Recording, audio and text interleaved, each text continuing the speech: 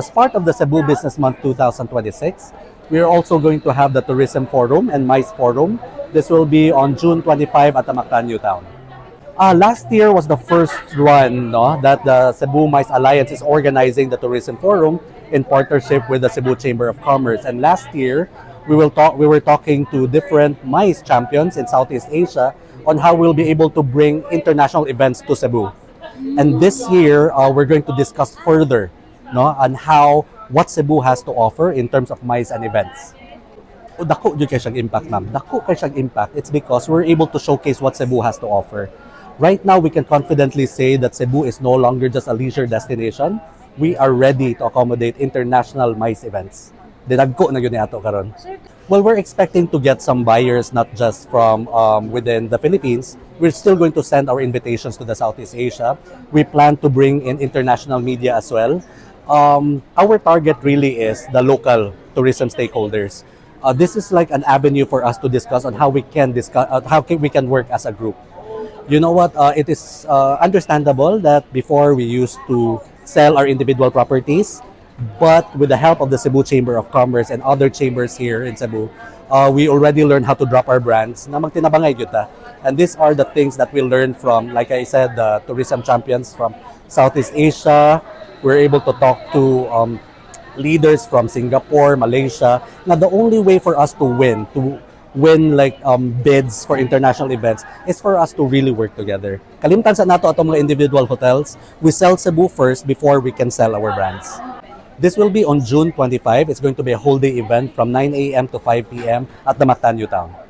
Registration is at 1,000 per head, and the highlight here is going to have a show, the Taste of Paradise. We have a lot of hotels and resorts who are sponsoring the lunch, so it will be an avenue for you to try all the hotels who will showcase their F&B promotion. As of today, we already have 12, but we're targeting about 20 to 30.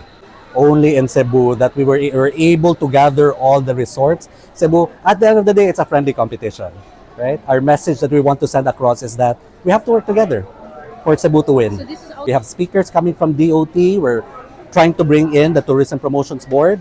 And not only that, no, I'm very happy to share that for the first time, we'll be able to witness a panel discussion which will be attended by the different leaders of the different business chambers. Talisay Chamber of Commerce, Lapu-lapu Chamber of Commerce, Cebu, all in one venue to talk about how we can bring Cebu to the global stage. We already learned from ASEAN nga kaya mag-juday nato.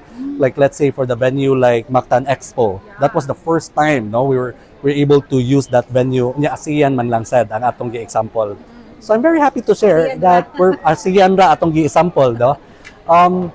Well, I'm proud to say na we are very ready. We just really need the help of the local and the international media to send that message across that Cebu is here and we're ready to host international events.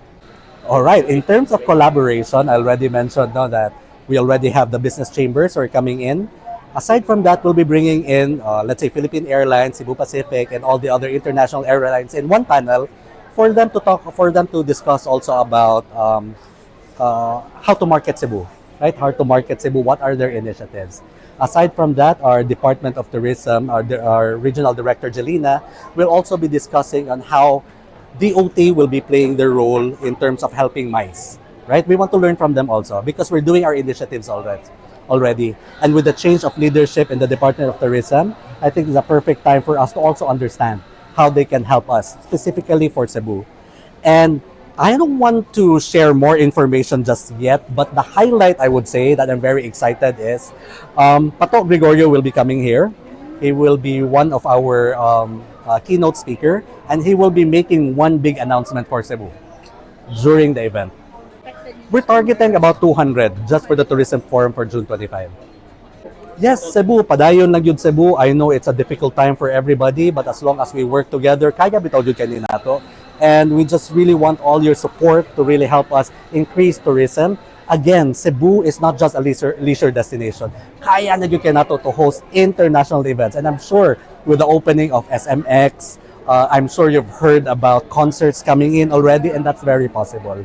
And we just need your help to speak highly of Cebu. With regards to what's happening around us, let's just put that aside and let's just focus on Cebu, how we can help Cebu, especially as far as tourism is concerned.